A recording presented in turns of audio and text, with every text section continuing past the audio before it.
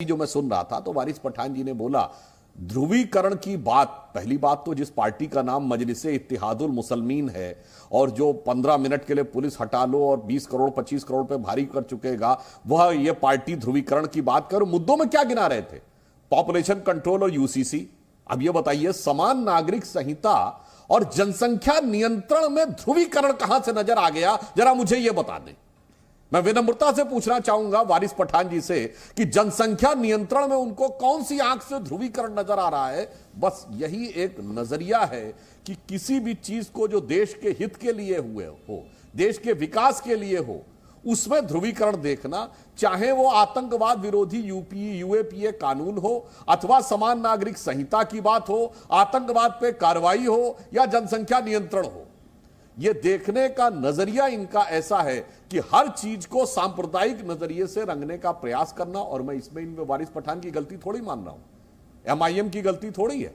ये पिछले 60 सालों से जो ये सेकुलरिज्म की सियासत चली है और उसमें उसके लिए जो सब लोगों की जवाबी कव्वाली चली है और एक दूसरे से ज्यादा तीखा सुर लगाने की जो होड़ चली है, उसने देश की राजनीति को इस प्रकार से प्रभावित, विषाक्त कर दिया है कि हर देश के विकास या देश की सुरक्षा से जुड़े मुद्दे में लोगों को सांप्रदायिकता नजर आने लगी। ठीक है, आपने जो सवाल उठाया उसमें मैं वारिस पठान से जवाब लूंगी, लेकिन मेरा सवाल आपसे ये है, जो हम अभी डेटा दिखा रहे थे उसमें राज्य सरकार के कामकाज पर तो 6% ही वोटर कह रहा है कि उसने मताधिकार का इस्तेमाल किया आपने।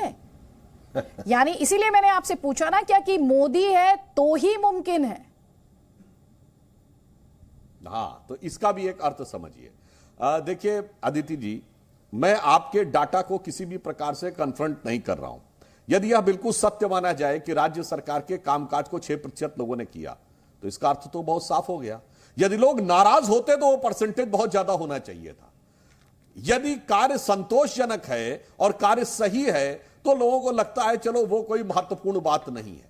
यानी 6% लोगों का सिर्फ राज्य के सरकार के बारे में टिप्पणी करने का अर्थ यह हो गया कि by and large people are satisfied, लगभग बाकी सभी लोग राज्य सरकार से संतुष्ट हैं। ये मेरे विचार से इसका ये इंटरप्रिटेशन, और ये आपके data Sudhanshu ji, with due respect to your interpretation, it can also be interpreted कि 94% ने इस बार दिलचस्पी ना लेकर किसी और मुद्दे में ज्यादा दिलचस्पी ली, या उनका फोकस किसी और मुद्दे पर रहा। हाँ, जो भी आप अदिति जी, आपने बहुत सही बात कही। देखिए, किसी भी व्यक्ति को जब असुविधा होती है तो उसका फोकस कभी असुविधा से बाहर हो ही नहीं सकता। केवल फोकस तब बाहर होता है जब उसको सुविधा होती है, वो सहज स्थिति में होता है, तब उसे लगता है ये चीज उतनी इंपॉर्टेंट नहीं है। जैसे यदि वो लॉ एंड ऑर्डर सही है, विकास का काम सही है, अर्थव्यवस्था ठीक चल रही है, तो उसे लगता है चलो ये कोई मुद्दा नहीं है। परंतु यदि लॉ एंड ऑर्डर खराब है तो ऐसा कैसे हो सकता है कि उसे वो मुद्दा न नजर आए? यदि उसे लगे कि वाकई जो ये लोग कह रहे हैं कि महंगाई है, बेरोजगारी है, अर्थव्यवस्था खराब है, तो उसे कैसे लग सकता है कि वो मुद्दा नहीं है? नहीं, उसे ये भी लग सकता है सुधांशु जी, आप बहुत वरिष्ठ हैं, उसे ये भी लग सकता है कि उसमें गुस्सा तो हो, लेकिन उसके सामने ऑल्टरनेटिव, उसे लगे कि जो मेरे पास ऑल्टरनेटिव नहीं है। तो मल्टी डेटा की खास बात ये होती है, it is subject, it is open to multiple interpretations, और इसी यहां पर हर कोई डेटा को अपने अपने हिसाब से इंटरप्रेट कर रहा है। आदित्य जी, जो आपने कहा, चलिए आपकी बात मान लेते हैं, जो आपने इंटरप्रिटेशन किया मैं उसी इंटरप्रिटेशन को ले लेता हूं। इसका अर्थ यह हुआ कि इन सारे मुद्दों को लेकर जो विकल्प था, वो विकल्प उनको किसी भी मायने में इससे बेहतर नजर नहीं आ रहा था, इसलिए उन्होंने इस पर रुचि नहीं ली। यानी यह विपक्ष की क्रेडिबिलिटी के ऊपर भी था कि जिन जिन को वो जन सरोकार के मुद्दे कह रहे थे, विपक्ष के पास उसका ट्रैक रिकॉर्ड हो कि महंगाई हो, आपने ये सवाल उठाया, पहले एक एक करके मैं जवाब लूंगी इस पे। ठीक है, आपने कहा कि विपक्ष की क्रेडिबिलिटी पर ये रिफ्लेक्शन था। ठीक है, पहले संजीव झा एक कमेंट आपका लेती हूं, उसके बाद वारिस पठान, क्योंकि सुधांशु जी ने आपसे स्पेसिफिक सवाल पूछे, वो जवाब मैं आपसे लूंगी, लेकिन पहले एक कमेंट संजीव झा का। जी देखिए, मैं बहुत गंभीरता से सुधांशु जी को भी सुन रहा था, और मुझे लगता है कि जनतंत्र में अगर राज्य सरकार का परिप्रेक्ष्य ना बने और जो मुद्दे, महंगाई मुद्दा ना बने, बेरोजगारी मुद्दा न बने, तो मुझे लगता है ये बहुत अच्छा सूचक नहीं है।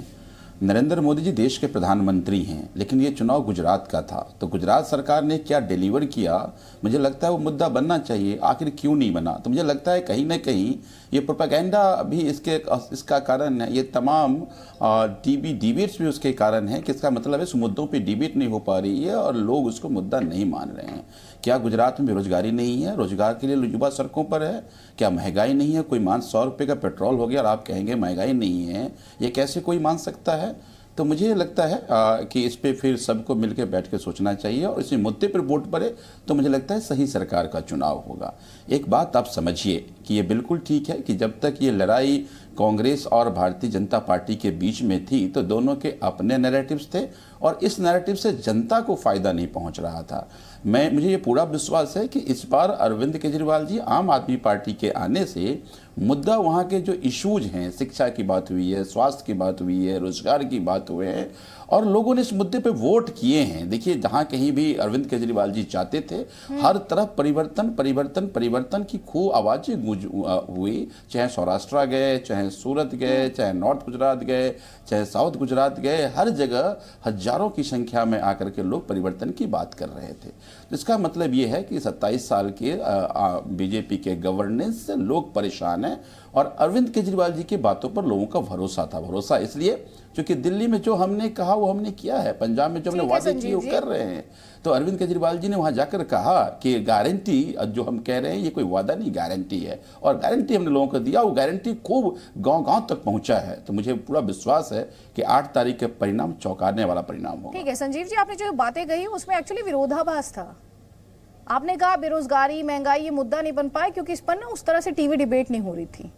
फिर आपने ये कहा कि अरविंद केजरीवाल जी गए और जनता ने उन्हें समर्थन दिया और परिवर्तन की बात हुई और 8 तारीख को जो नतीजे आएंगे वो हमारे फेवर में होंगे। सर तो दोनों लाइन ऑफ आर्ग्यूमेंट में एक विरोधाभास है। और दूसरी बात सर, बहुत विनम्रता से मैं सारे पैनलिस्ट से कहना चाहती हूँ, बहुत विनम्रता से, अगर टीवी चैनल्स सरकारें बनाने और गिराने लगे तो पॉलिटिकल पार्टीज को, राजनीतिक दलों को आत्ममंथन करने की जरूरत है और यह समझने की जरूरत है क्या टीवी चैनल के माध्यम से ग्राउंड पर जनता के साथ कनेक्ट हो सकता है। ये आपको आत्ममंथन करने की जरूरत है। ये मैं उन सब पैनलिस्ट से कहना चाहती हूं जो अपनी नाकामी का ठीक अक्सर मीडिया हाउसेस पर फोड़ते हैं। उनके लिए ये जवाब है, राजनीति ग्राउंड पर होती है, राजनीति टीवी स्टूडियो में नहीं होती सर। राजनीति ग्राउंड पर होती है, ग्राउंड पर बैठे व्यक्ति के साथ कनेक्ट करने से होती है। वो निकलता है, वो वोट देता है, वो राजनीतिक जुड़ाव होता है सर। एक जवाब ले लीजिए वारिस पठान। आप सुधांशु जी ने कई सवाल यहां पर उठाए, उन सारे सवालों के जवाब बस आपने चूंकि कहा, आपने मुझे कहा अगर 2 मिनट का समय दे दें तो मैं आपको रिप्लाई करूं। 40 सेकंड्स ले लीजिए क्योंकि मीडिया हाउसेस पर मैं डिबेट नहीं कर रही हूं।